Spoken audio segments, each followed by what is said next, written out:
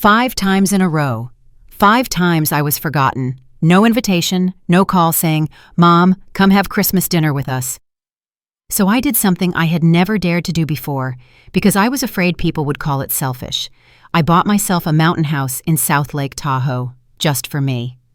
1 week later, the whole family showed up. They arrived with a spare key they'd obtained through deception, thinking I was there, alone, lonely, and surely going to cry tears of joy because the kids finally remembered Mom. But they didn't know. I had already prepared a police officer, a security camera system, and a lawyer waiting for them. I wasn't supposed to know about their Christmas plans this year. The invitation, the thing that should have been so simple, never came. And of course, it wasn't something they discussed when I was around. But when my 8-year-old grandson FaceTimed me because he missed his grandma, secrets have a way of spilling out. "Grandma, why aren't you coming to Christmas again this year?" Asher's innocent face filled the iPad screen. His forehead creased, his eyes wide with real confusion, the kind only children have because they haven't learned how to hide the things adults deliberately conceal. "What do you mean, sweetheart?" I tried to keep my voice light, even though something cold was rising, slowly tightening around my chest. "Dad said you're busy this year. Are you going somewhere fun? Can I go with you?" Behind Asher, I recognized the familiar background of Quentin's living room.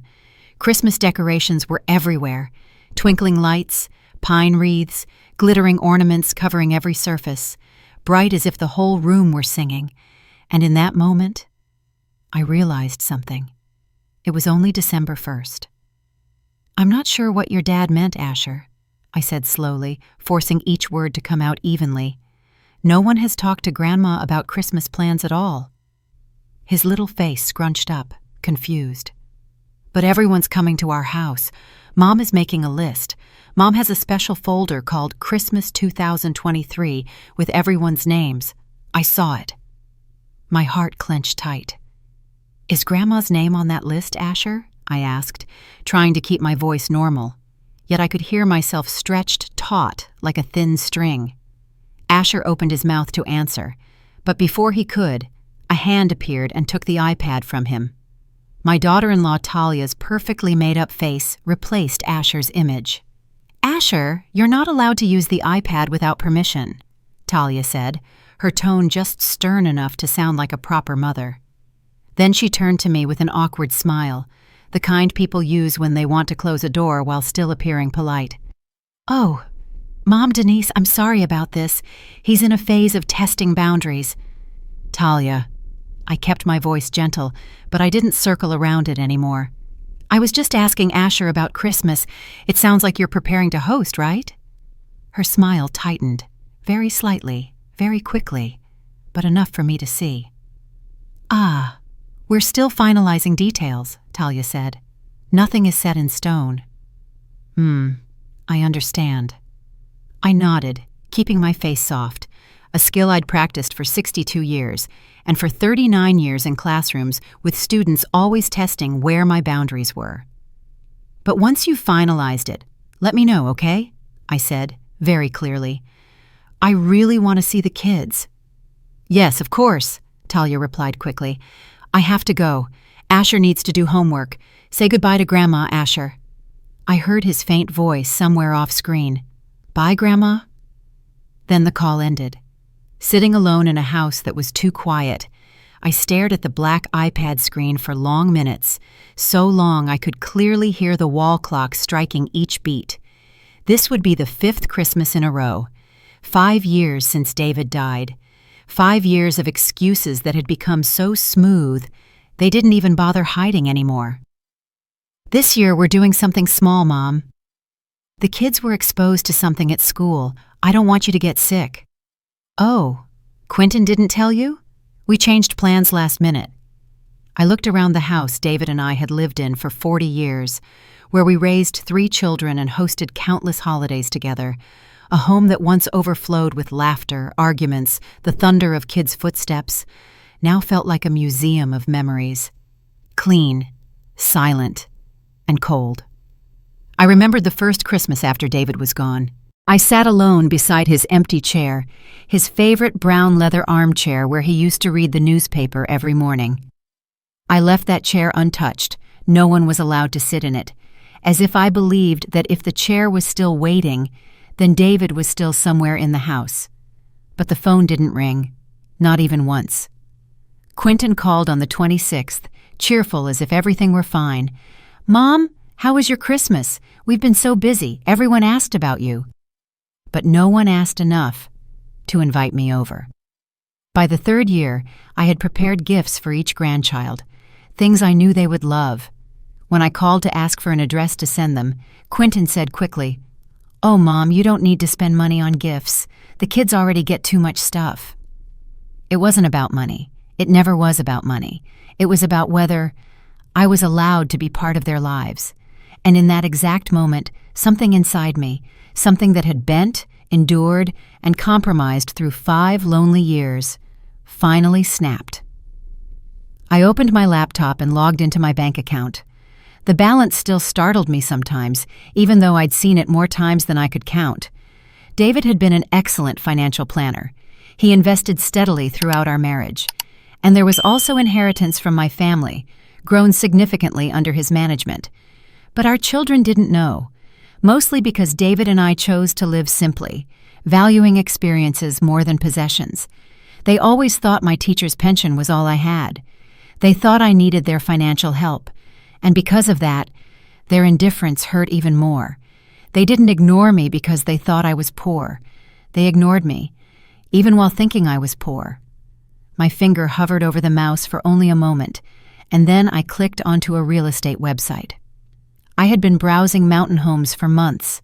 At first, it was just a dream, a way to imagine a different life, one where I didn't have to wait for someone to take pity on me and take me out for the holidays. But suddenly, it wasn't a dream anymore. 3 hours later, I scheduled a viewing for a property I'd been admiring online for weeks. A modern mountain house with panoramic views, floor-to-ceiling windows, and complete privacy on 5 acres of forest land in South Lake Tahoe. Listing price, $1.2 million, a number my children would gape at if they knew. The next day, the agent, Megan Harwood, looked skeptical when I arrived alone. "This property is quite an investment," she said carefully, glancing at my sensible shoes and simple coat. "Most of our clients at this price point are couples or families looking for a vacation home." "I'm not most clients," I answered plainly. As we walked through each space in the house, something settled in my chest, a sense of rightness I hadn't felt since before David died. The tall windows opened to the distant mountain range, a massive stone fireplace, and a high-end kitchen where at last I could try all the complicated recipes I'd saved for years but never cooked, because every time I wanted to change things up, someone would say, "I don't like that." "There's already a security system installed," Megan said as we passed the primary bedroom. "The previous owner cared a lot about security. Top-tier cameras, motion sensors, everything. The monitoring package would need to be reactivated, of course." I nodded, and in my mind I could already see myself here. Safe, independent, no longer a woman who had to ask permission just to exist in her children's lives. "I'll buy it," I said. Megan blinked. "You don't want to think it through more? Maybe discuss it with your family?" "I've been thinking for months," I said honestly, "and my family has nothing to do with my financial decisions." That night, alone in the house in Sacramento, I sat beside David's armchair. For the first time in 5 years, I sat in that chair. I remembered the moment we bought this house. David had held my hand, walking me through each empty room, talking about the future as if he could already see it. "This will be Quentin's room. The boy likes sunlight, and this room will be for Brielle, close to our room so she won't be afraid at night." He always put family first. Maybe that's why the family turning their backs on me after he died hurt twice as much. I remembered our last Christmas with David. He was sick, but he insisted on sitting at the table with all of us. Quentin, Brielle, and our youngest were there, along with their spouses and children. David looked around the table, tears streaming down his cheeks, and said, "This is all I need, my family, together."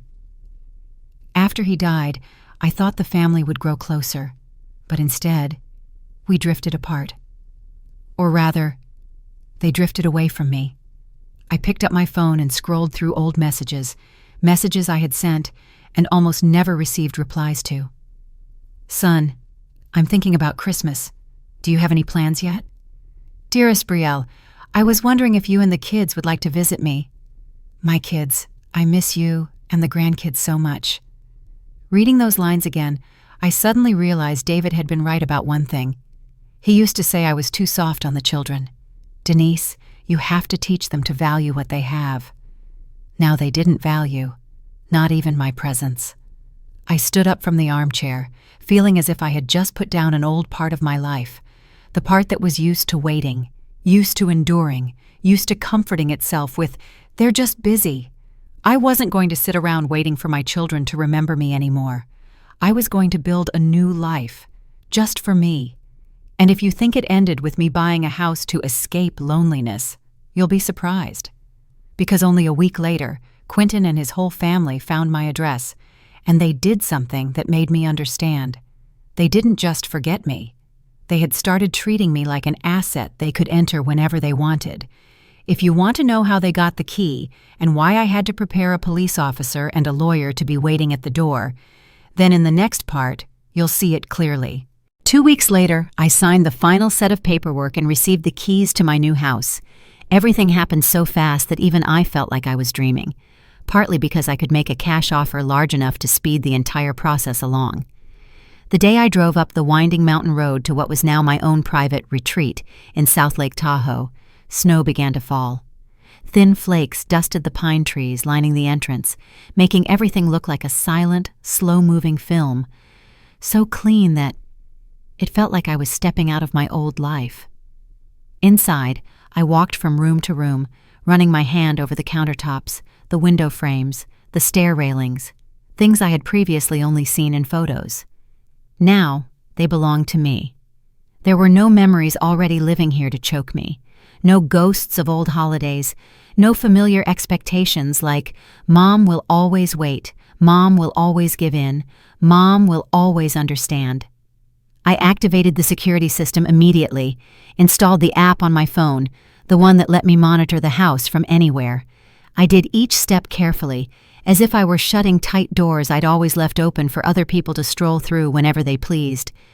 Then I called the only person who had remained a true friend to me through everything. "Lionel, it's Denise," I said, and I laughed at myself when I heard my voice echo in the empty house. "I just did something, either extremely brave or extremely stupid, and I need legal advice about establishing residency and updating my will." Attorney Lionel Ashford had been David's closest friend since college. After David died, Lionel was the one who stood by me the most, not with empty comfort, but with timely calls and a very human presence on the days I didn't think I could stand at all. When I told him everything, his initial surprise quickly gave way to enthusiastic support. "It's time, Denise," Lionel said, warm and steady. "This weekend, I'll come up there and help you get settled. We'll review all the paperwork and make sure everything is in order." After the call ended, I stood in front of the wall of windows, watching the snow gradually cover the mountains. For the first time in 5 years, I found myself looking forward to Christmas, a Christmas entirely my own, not a Christmas I was allowed to join, not a Christmas if the children have time. The first week in the mountain house passed like a whirlwind of deliveries and decisions. I only brought a few personal items from the old house in Sacramento. Everything else, I chose to set up from scratch, as if I were rewriting my life with even the smallest objects. Each purchase felt like a declaration. This is who I am now. This is what I like. No longer having to cater to David's traditional interior tastes. No longer keeping my children's outdated bedrooms intact as proof that I was still ready to welcome them back, even though they almost never came. From the sleek sectional sofa to the queen-size bed with an adjustable base, everything prioritized only my comfort. But The truth was, on those first nights, when the silence grew so heavy I could hear the wind brushing the window frames, I still woke up at 3 in the morning, my heart pounding as if I had just run from something. What have I done? Am I a bad mother for abandoning my children? Or are they the bad children for abandoning me first? Those questions didn't come during the day. During the day, I was too busy. They came only at night, when there was no one left for me to perform in front of. When everything was so quiet, I had no choice but to hear myself. I lay there looking up through the skylight, staring at distant stars, wondering what David would think of this decision. One night, I even reached for my phone, my finger hovering over Quentin's name. A part of me wanted to call, wanted to say, "Son, I bought a new house. I want you to come see it." But then Asher's voice echoed in my mind, clear and unintentional like a knife. "Dad said you're busy this year." I turned off the screen and set the phone down. If they cared, they would ask where I was, but they didn't ask. And right now, I want you to notice one small detail, a detail that sounds unimportant at first, but later becomes the spark for everything. I did not tell the address of my new house to any of my children, not Quentin, not Brielle, not anyone. I wanted to see, when there was no address, no benefit, nothing to drop by conveniently, would they still remember me? And do you know what that means? If one day they showed up at the door of the house in South Lake Tahoe, there were only two possibilities. Either they truly found me out of love, or they found me for something else. Friday night, Lionel arrived. He brought an overnight bag and a bottle of expensive champagne. His salt and pepper hair was dusted with snowflakes, and his familiar face crinkled into a smile that reached his eyes. "You're nesting," Lionel remarked as he stepped inside. "Is this nesting?" I laughed, taking the champagne. I thought I was having a late-life crisis. "A crisis is when people make bad decisions," Lionel replied, then gestured around the open living area, the twilight mountain view so beautiful it took my breath away. "This might be the most reasonable thing you've done in years." After showing him the living room, I gave Lionel a full tour, ending in the home office, where I had set up the monitoring station for the security system. Multiple screens displayed camera feeds placed around the property perimeter and at each entrance. "Quite a command center," Lionel raised an eyebrow. "Planning a siege?" "Just being realistic," I said. "I'm a woman living alone in a relatively remote location."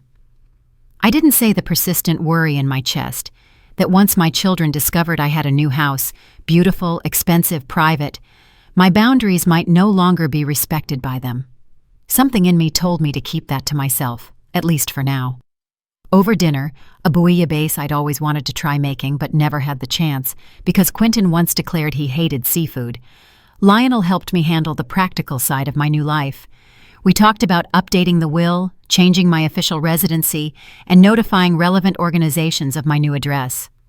"And what about the old house in Sacramento?" Lionel asked, refilling wine for both of us. "I'm considering selling it," I admitted. "There's nothing holding me there anymore." A flicker of concern crossed his face.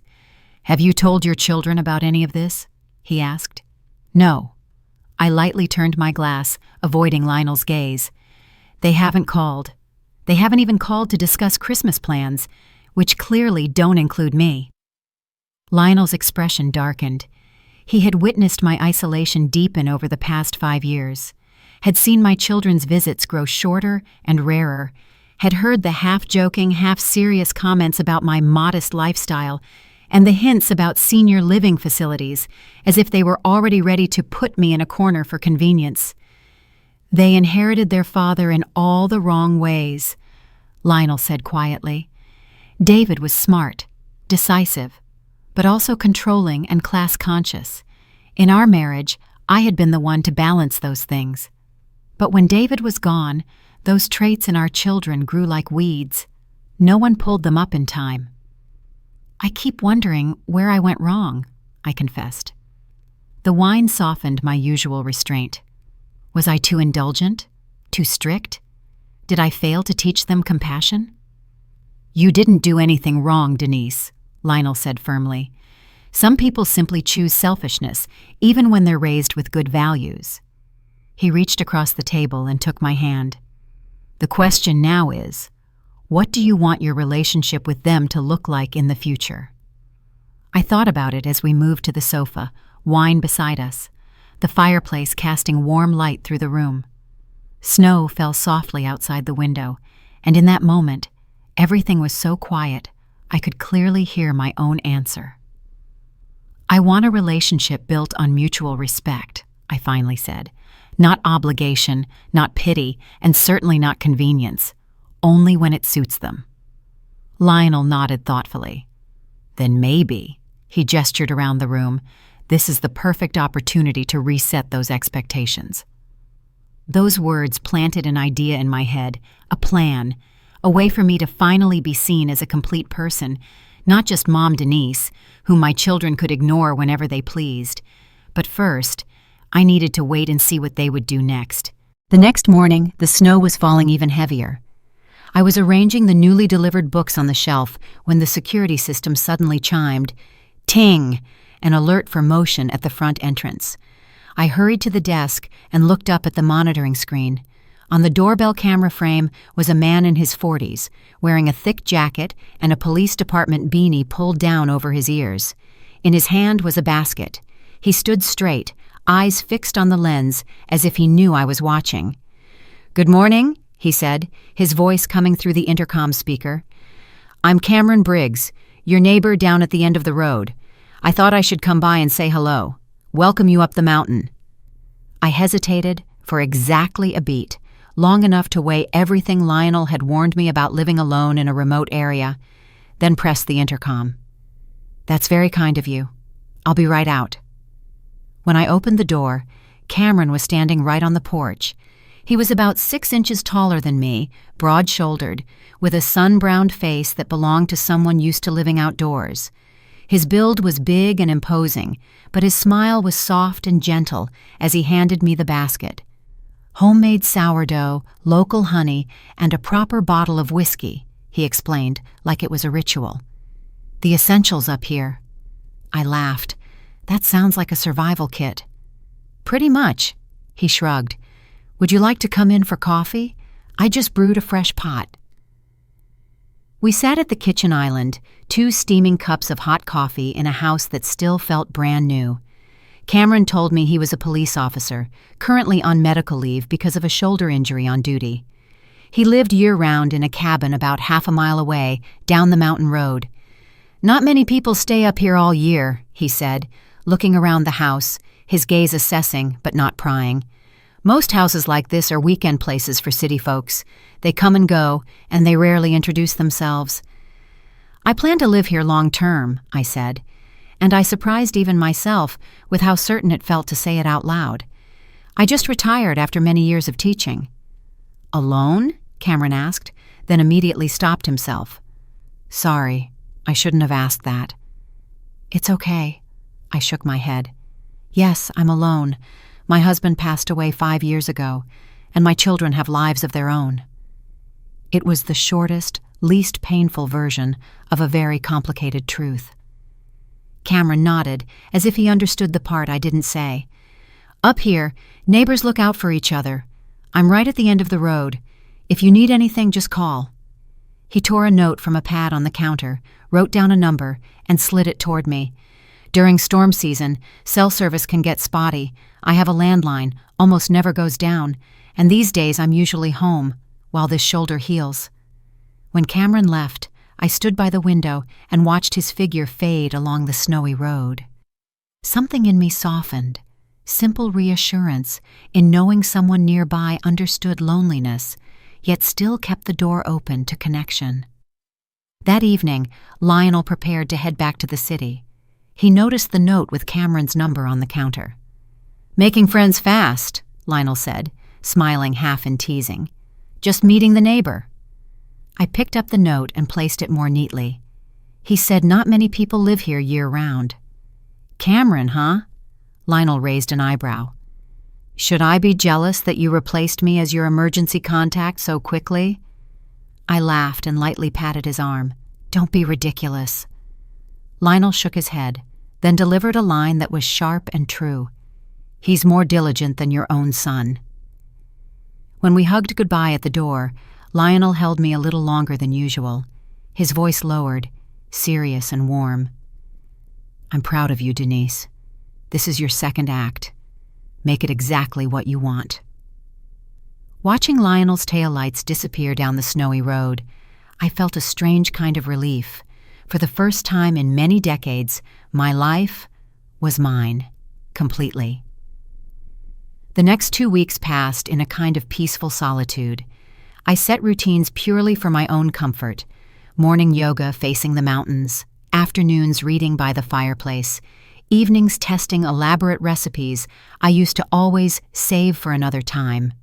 I talked to Lionel every few days, and now and then I saw Cameron on the private road we both used. Just a nod, a wave, enough to remind me I hadn't disappeared from the world. I almost forgot about Christmas. Until December 18th, when my phone rang. Quentin's name showed on the screen. The first contact from any of my children since I moved up the mountain. "Mom," Quentin said the moment I answered. His voice had that note of mandatory patience I knew all too well. "Where are you? I called the house twice this week." "Hello, honey," I replied calmly. "I'm still at home." "No, you're not." His tone sharpened slightly. "I drove by yesterday and the house was pitch dark. Your car wasn't in the driveway." So he had come to check on me. Not out of concern. I understood that far too clearly. Maybe it was to confirm I'd be alone for yet another season, so excluding me would feel less guilt-inducing. "I moved," I said briefly. A long silence. "Moved? Where did you move? Why didn't you say anything?" "I didn't realize I needed permission," I replied. That sentence came out sharper than I intended, but I didn't take it back. 5 years of being ignored, 5 years of swallowing down, "I understand," had finally found a way out. "Of course you don't need permission." Quentin backtracked immediately, his tone shifting into damage control. "It's just so sudden. Where are you now? Some kind of senior living community?" That assumption hurt so much I had to swallow a deep breath. "No, Quentin. I bought a mountain house in South Lake Tahoe." "You did what?" The shock in his voice would have been funny if it hadn't stirred something icy inside me. "Mom, how could you afford—" "Your father and I were always good with money," I replied, deliberately staying vague. "I'm fine. Completely comfortable. Thank you." I paused, then asked directly, like someone who was tired of guessing. "So, why are you calling now? Is there something specific?" Quentin went quiet again, then cleared his throat. "There actually is. We're finalizing Christmas plans. Brielle and Kenyon are bringing the kids to my place on Christmas Eve. After that, we were thinking of taking a small trip, like a holiday getaway, somewhere with snow for the kids." A perfect opening to invite me. But he didn't invite me, just like the 5 times before. "That sounds wonderful," I said, my voice so light that even I was surprised. "I hope you all have a great time." "Yeah." Quentin hesitated. "Mom, you'll be okay on your own, right?" "I'm planning my own Christmas," I said truthfully. "Something special." When the call ended, I sat still, watching the snow dance outside the window. The unease didn't vanish. It only changed shape, like an invisible hand testing the edge of my boundaries. That conversation sounded more like scouting than checking in. 2 days later, my suspicion was confirmed. The security system alerted me that a vehicle was approaching. I looked out through the kitchen window and recognized Quentin's luxury SUV immediately, crawling slowly up the driveway. So slowly, it was as if the driver wasn't sure he'd come to the right place. The car stopped. Quentin got out and looked up at the house in disbelief. He lifted his phone and snapped several photos in a row, then got back into the car and drove away. He didn't even knock. I called Lionel immediately. "He didn't knock," I said, my eyes still fixed on the camera screen as the SUV disappeared down the road. "He just took pictures and left." "That's concerning," Lionel replied, the lawyer in his voice unmistakable. How did he find the address? A real estate transaction record can't update that fast. I don't know. I tightened my grip on the phone. Did he track me? Or did the agent accidentally say something? We ended the call with Lionel promising to check whether the transfer had been recorded publicly yet. I tried to push the unease aside, but that night I still went around checking every door and window before I went to bed. The next morning, my phone flooded with messages from all 3 children, more communication than I'd received from them in months. From Quentin, "Mom, we need to talk about this house situation. Call me back now." From Brielle, "Since when do you have money to buy a vacation house? We need to discuss this as a family." From the youngest, "Are you sure buying a house at your age is a good idea? Living alone on the mountain is dangerous." I didn't answer any of them. Instead, I drove down to town to buy groceries and prepare for my last Christmas. I decided to host a small dinner on Christmas Eve, just me, Lionel, and Cameron. Cameron had said he didn't have family nearby, and the way his voice sounded then, I understood it wasn't just polite conversation. If you're thinking right now, "Denise, you're doing the right thing, just ignore them," I'll be honest, I wanted to believe that too. But there's something strange about people who are used to treating you as the default. When you stop being the default, they don't stop. They'll find a way to pull you back into your old position, and I only realized that the moment I opened the door and stepped into the house that afternoon. When I returned, arms full of grocery bags and takeout containers, the second I stepped inside, I felt something off. The security app hadn't alerted me. No warnings. But the bench in the entryway was shifted slightly. Just a little. The kind of change an outsider would never notice. But someone who'd lived here for 2 weeks, arranging everything to match her own habits, would notice instantly. I set the bags down, opened the app, and rewound the cameras to a few hours earlier. At 2:17 p.m., a car I recognized as Brielle's turned into the driveway. The outdoor camera clearly captured Brielle and Kenyon walking up to the front door, glancing around furtively. Brielle reached into her purse and pulled out something that looked like a key. My heart started hammering as I watched the door, open on its own. They stepped into my house. My house. The indoor camera caught them wandering through each room as if they were surveying it, opening cabinets, checking furniture, looking at price tags I hadn't had a chance to remove. The microphone picked up their voices so clearly, it made my skin go cold. "This place has to cost at least $1 million, Brielle said, running her hand along the new kitchen counter. "Where on earth is she getting money like this?" "Dad probably had some investments we didn't know about," Kenyon replied, then opened my refrigerator and casually took a bottle of water like it was his house. "A teacher's pension wouldn't cover this." "Did you see the view?" Brielle laughed. "This location is prime real estate. Just imagine.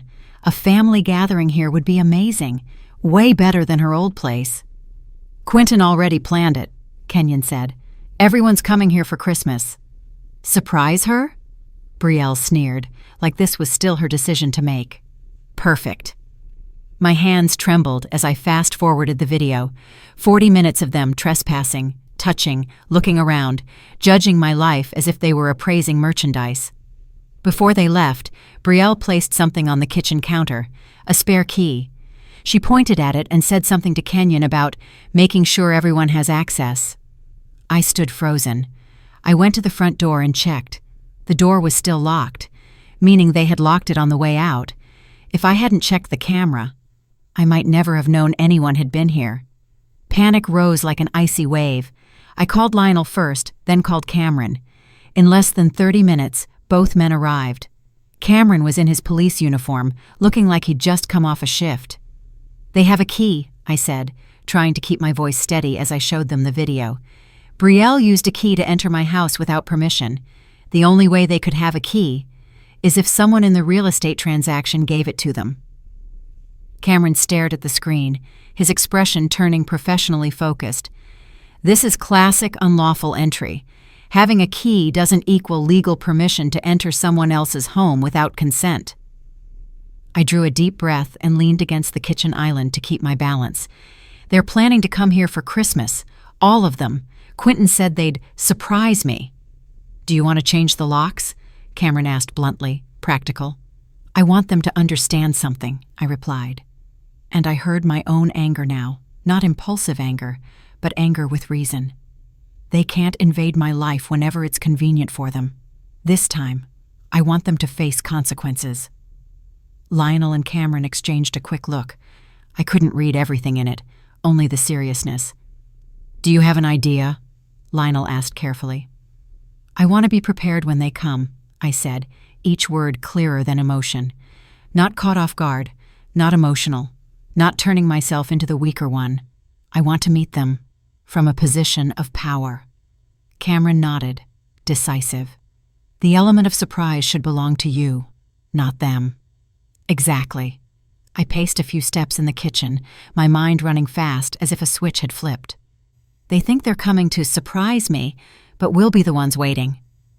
I stopped, looking straight at Lionel, then at Cameron. "The question is, what do I want to happen when they step through that door?" Lionel leaned against the kitchen counter, arms crossed the way he always did when he slipped into legal mode. His eyes were sharper than usual, as if every detail we'd just watched on camera had automatically turned into a case file. "First, we need to look at the practical side," Lionel said. "When do you think they'll come?" I inhaled deeply, trying to piece information together, like assembling a picture. "Most likely Christmas Eve," I reasoned, based on what Brielle said about Quentin's plan. "That means we have 3 days to prepare." 3 days, Cameron repeated, his voice carrying the tactical mindset of someone trained for this. "Priority number 1 is securing the property. I recommend changing the locks immediately. I'll call a locksmith I trust. He can come up tomorrow morning." "Agreed," Lionel nodded. "And we also need to know how they got a key in the first place." The next morning, I called Megan Harwood, my real estate agent. I tried to keep my tone calm and courteous, the exact professor voice I'd used my entire life, even though everything inside me was boiling.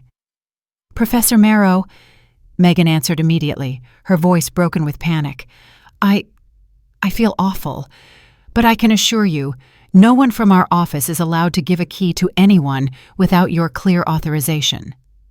"And yet somehow my daughter has a key to my house," I said slowly, each word kept at the proper level of measured. "A house whose address I have not shared with any of my children." Megan promised she would investigate immediately, and less than an hour later, she called back. "I found out what happened," Megan said, her voice taut like a wire. "Your son, Quentin, contacted my office last week. He said he was helping you move. He also said you had mobility issues and asked him to coordinate some deliveries." I went still. The way he had built the story was too smooth, too calculated. My stomach felt like someone was squeezing it. "And someone believed that without verifying it with me?" I asked, my voice still low but cold. "A new administrative assistant," Megan admitted. "Yes, she gave him the key because she thought she was helping. I've started disciplinary procedures. This is a serious protocol violation." I closed my eyes for a second. So that was it. The key hadn't accidentally fallen into their hands. It was the result of a calculated deception aimed straight at my biggest vulnerability, the image of an elderly mother who could be controlled. That afternoon, the locksmith arrived and replaced every exterior lock. Cameron stood beside him, helping check every door, every latch, then helped me upgrade the security system, adding alerts for any attempt to use an invalid key. At the same time, Lionel sat at the dining table, laptop open, fingers flying over the keyboard like he was writing a verdict. In a single afternoon, he drafted an official notice about unlawful entry, something we could produce immediately if things went out of control. When we reread every line, Lionel looked up at me, his eyes both worried and stern. "Are you sure you want to go this hard?" he asked. "When you set legal boundaries, sometimes it's very difficult to return to a more normal family relationship." I set the paper down and looked out at the wall of windows where snow-covered mountains stood silent, so beautiful they made you feel small, but also so solid they reminded you some things cannot be pushed over. "I'm not doing this to punish them, Lionel," I said, slowly but firmly. I'm doing it to set a clear boundary. For too long, they've treated me like an accessory in their lives. Bring me in when they want, cut me out when they want, whenever it's convenient. That ends now. That evening, Cameron stopped by with takeout from a local Thai place. We ate right there in the kitchen, like a strategy meeting, but with the smell of pad Thai and the fireplace crackling. Cameron watched the camera clips one more time, then spoke in the voice of someone used to categorizing events according to the law. Based on the footage, they entered the house without your consent, he confirmed. That's criminal trespass in this state, but they may argue that they believed they had implied permission because Quentin obtained the key in a way that appeared legitimate.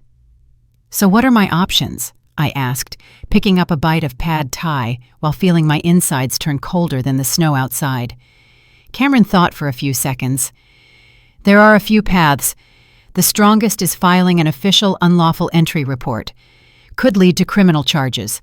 A lighter option is, when they arrive, we stop them right at the door and make it clear they are not welcome without an invitation.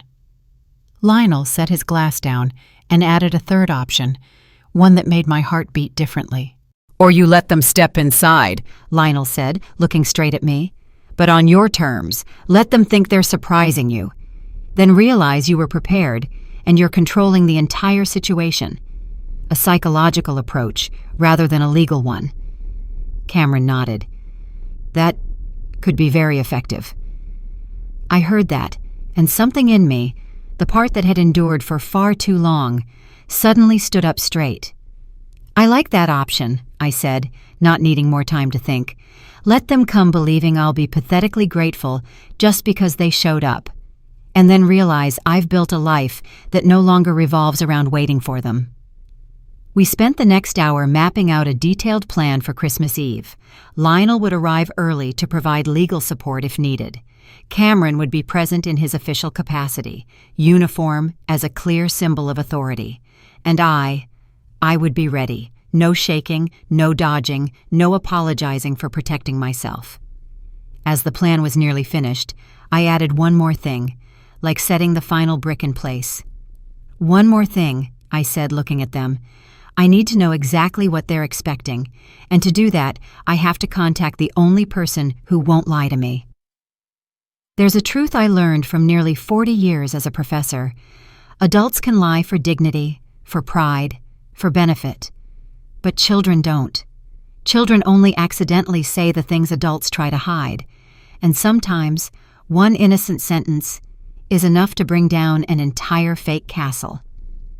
The next morning, I FaceTimed Asher, using the most grandma excuse, asking what he wanted for Christmas. But before I could even ask, Asher squealed excitedly, "We're coming to visit you!" I froze. My heart gave a sharp pang because of the innocence in his voice. "Really, sweetheart?" I tried to keep my voice warm. "How come Grandma didn't know?" "Dad said all of us are coming to your new house for Christmas. It's supposed to be a surprise, but I know already." Asher giggled, as if he'd just bragged about a secret. I tightened my grip on the phone. "That sounds wonderful. Did your dad say when everyone is coming?" "Christmas Eve," Asher answered immediately. "We're bringing all the presents and staying 3 days. Mom said your house has lots of bedrooms for everyone." "Does it?" I raised an eyebrow, and all I could think was, how thoughtful, to plan for my house. Asher kept going, innocently listing things off. "Dad is bringing the special eggnog that grown-ups drink. Aunt Brielle is deciding where to put the tree. Uncle Kenyon said maybe there's a hot tub." Each sentence, each word, felt like a cut. They weren't visiting me. They were preparing to take over my space, imposing their traditions onto my house, without asking me a single question. "Do you want this? Do you agree?"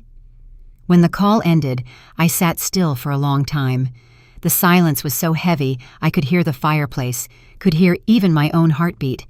Their entitlement wasn't just big, it was almost spectacular. That evening, Cameron stopped by to install a few additional security cameras as planned. While he checked the angles, I told him what Asher had said. "They're planning to stay 3 days," I said. unable to hide the skepticism in my voice. "They've already decided where to put the tree, which rooms to use, what to do. Like this house belongs to them." Cameron's face darkened. "This goes beyond entitlement. They're treating your house like communal property." "Exactly."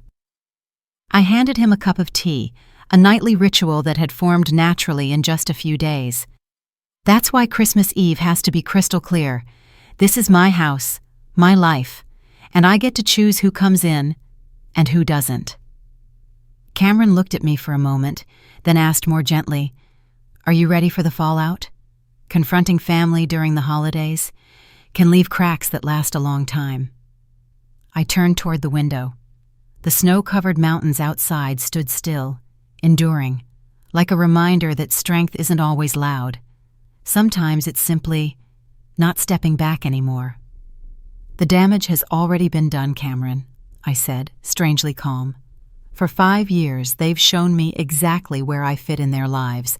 All I'm doing now is showing them where they fit in mine."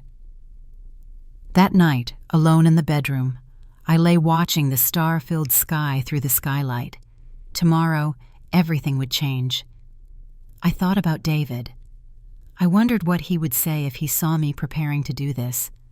Part of me believed he would be proud. He used to tell me I needed to be tougher with the kids.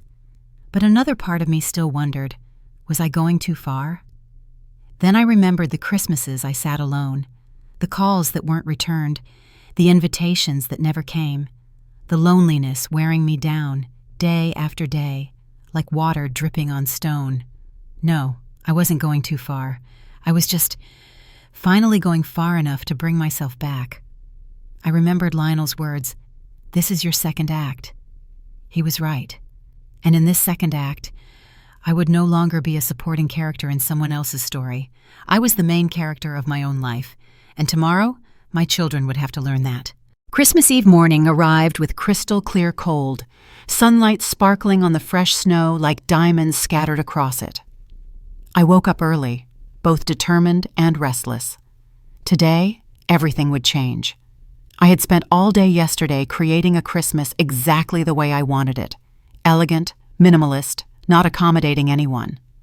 White lights woven through fresh pine branches, a small tree placed perfectly, hung with my mother's vintage glass ornaments, and the dining table set for only 3, clear, decisive.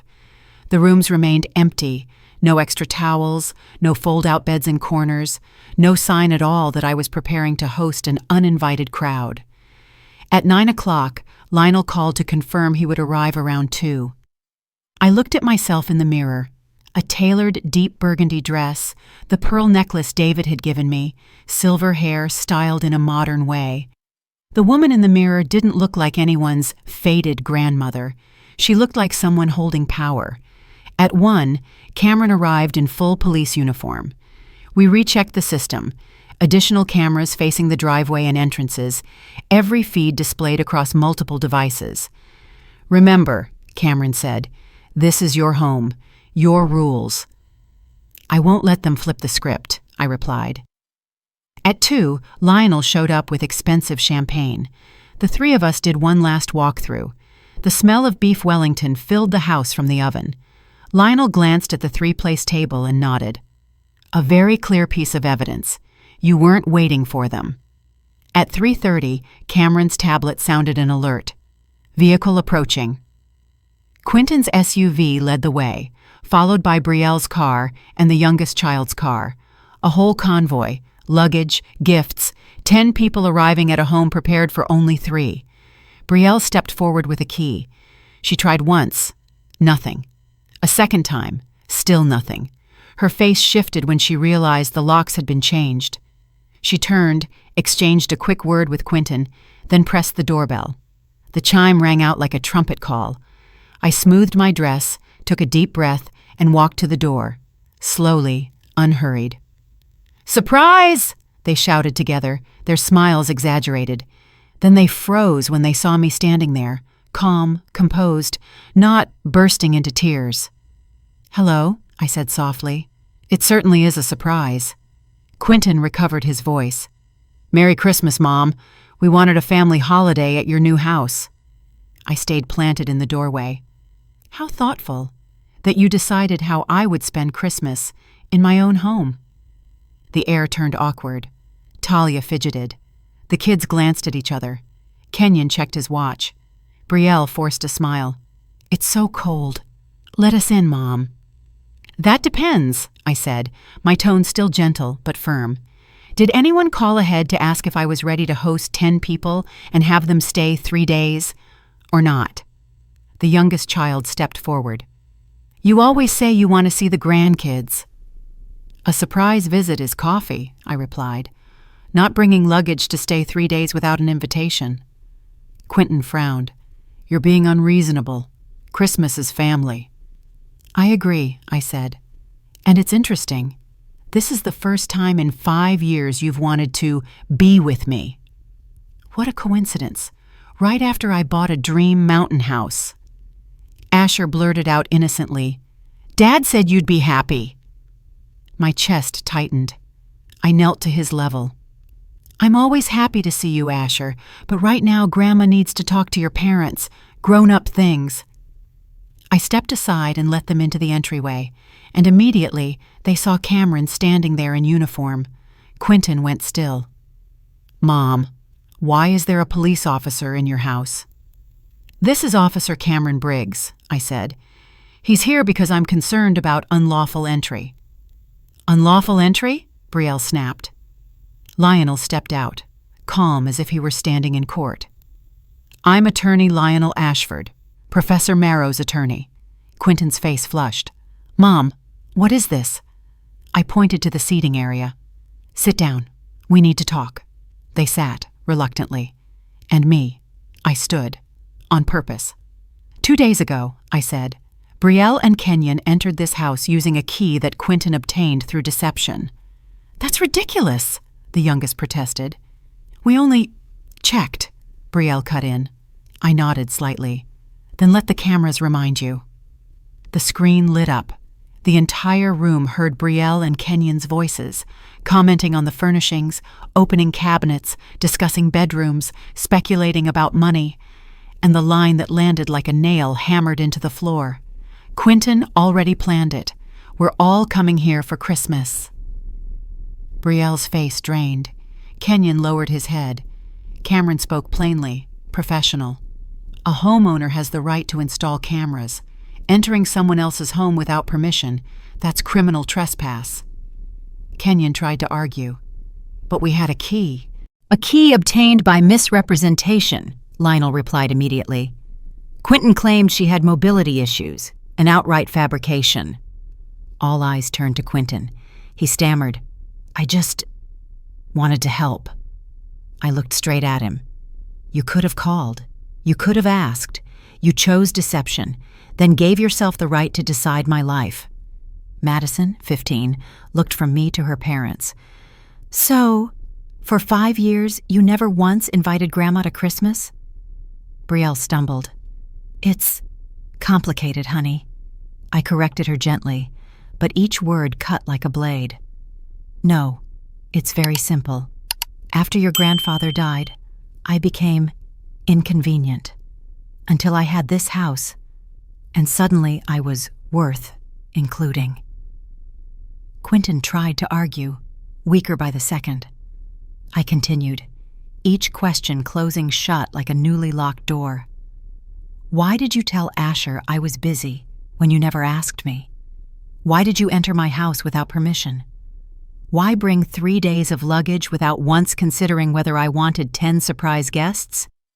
The youngest swallowed hard. Are we going to be charged? I looked at them, calm in a way that surprised even me. I don't want to force you. I want acknowledgement, respect, and real connection, not being treated like a backup option. Lionel placed a stack of papers on the table. This is an understanding agreement, acknowledging the unlawful entry, setting boundaries for future visits, and a path toward rebuilding a relationship based on respect. Brielle glared. You're making us sign papers just to visit our own mother? I shook my head. No, I want you to remember that I am a human being with autonomy, boundaries, and feelings. The paper is simply a formal way to stop you from forgetting that." Silence pressed down like heavy snow on the roof. Then Madison stood up and walked to the table in front of everyone. "I'll sign," she said, voice steady. "Grandma deserves to be treated better." Madison's words, 15 years old, cut straight through the tension stretched tight as a wire. Brielle froze, then turned to look at me as if for the first time she was truly seeing me.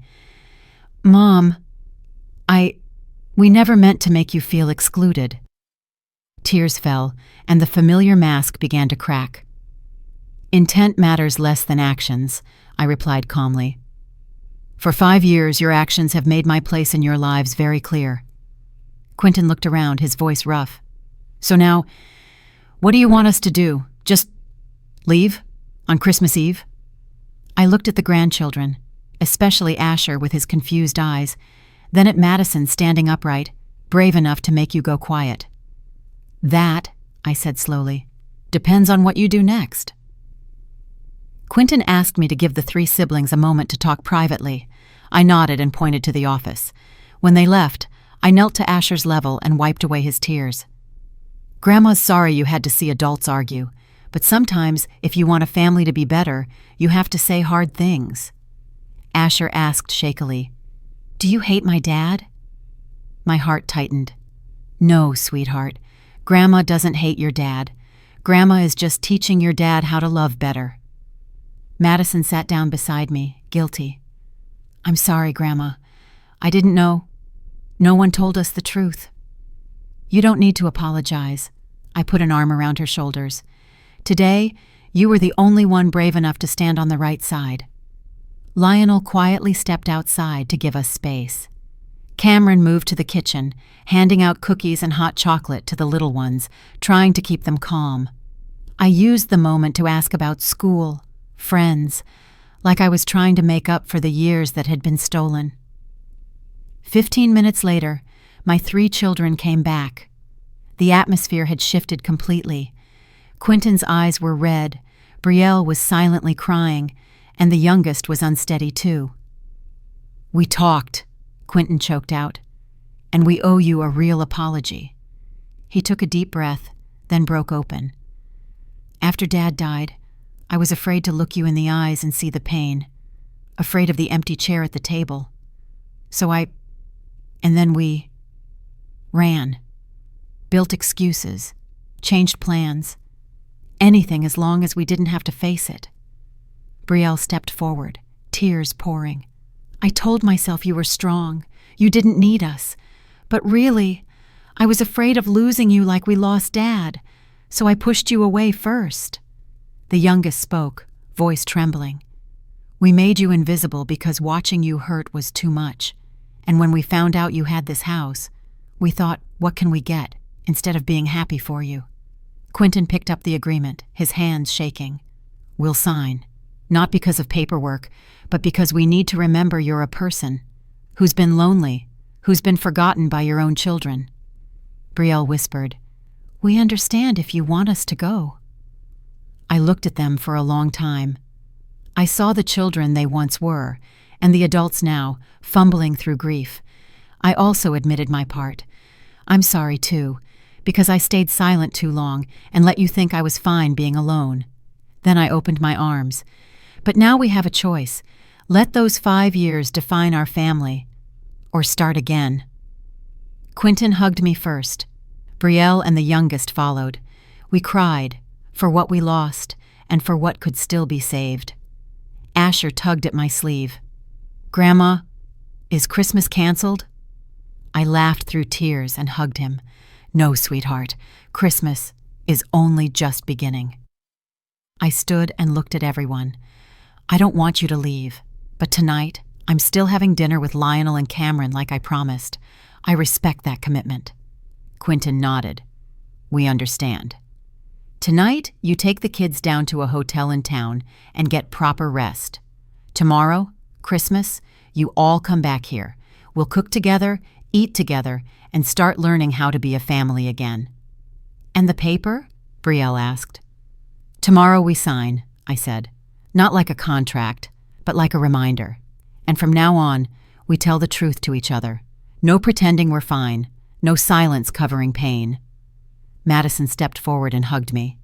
Can I stay tonight with Grandma? I want to help prepare for tomorrow. I looked at Brielle. She nodded through tears. When the family left, the air wasn't tense anymore, only tired, with a small spark of hope. Before he stepped out, Quentin turned back. Mom, thank you for not giving up. Never, I said. Family doesn't give up.